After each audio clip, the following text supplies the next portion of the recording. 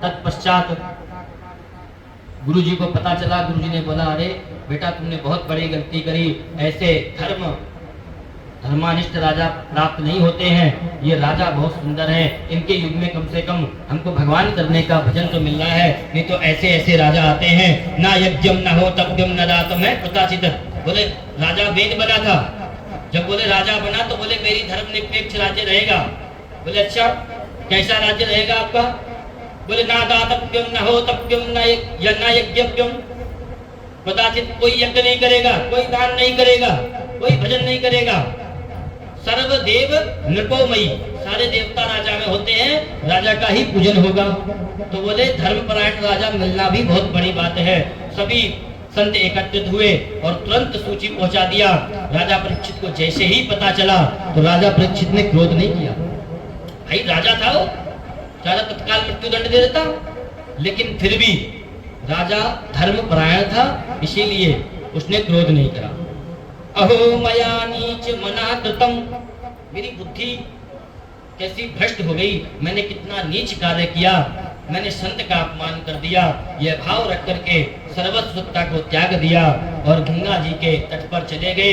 जितने भी संत भृगुर वशिष्ठस्य वनश्च गौतमो मेधा उत्तरदे बलदेवरातौ, समस्त ऋषिगण एकत्रित हुए।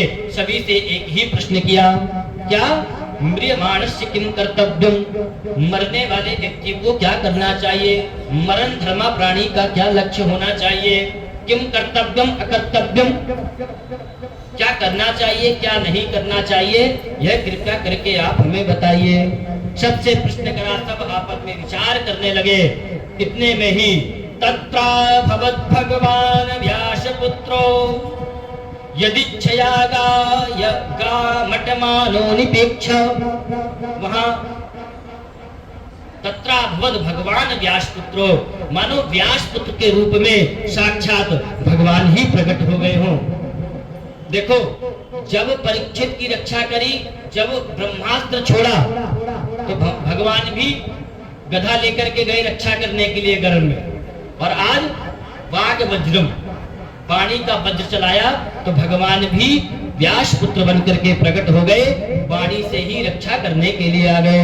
बोले सुखदेव भगवान की जय। सुखदेव जी का विधिवत पूजन किया, सभी संतों ने उनको प्रणाम किया। और परीक्षित ने जब देखा कि सभी पराशर आदि ऋषि सभी उनको प्रणाम कर रहे हैं, उनके स्वयं के पिताजी भी उनको प्रणाम कर रहे हैं, तो परीक्षित ने भी प्रणाम किया। और प्रणाम करने के बाद प्रश्न कर दिया कि मेरा आपसे बस एक ही प्रश्न है, क्या म्रियमाणस्य किम कर्तव्यम। प्रश्न सुना, बड़े प्रसन्न हुए। भवद्भिर लोक मंगलो, ये आपने अपने लिए नहीं पूछा। अगर राजा परीक्षित ये कहते कि मेरी 7 दिन आयु बची है, 7 दिन में मेरा कल्याण कैसे होगा, तो ये प्रश्न व्यक्तिगत हो जाता। लेकिन उन्होंने पूछा मरण धर्मा प्राणी को क्या करना चाहिए। भाई संसार में सभी जीव मरण धर्मा है, इसलिए भगवान सुखदेव जी प्रसन्न हुए। प्रसन्न होकर के बोले, बहुत सुंदर प्रश्न किया है, लोक कल्याण के लिए आपने प्रश्न किया है। अगर आप जानना चाहते हो कि म्रियमाणस्य किम कर्तव्यम, मरने वाले व्यक्ति को क्या करना चाहिए, तो कल टाइम से 4 बजे आइए और इसका उत्तर आपको मिलेगा।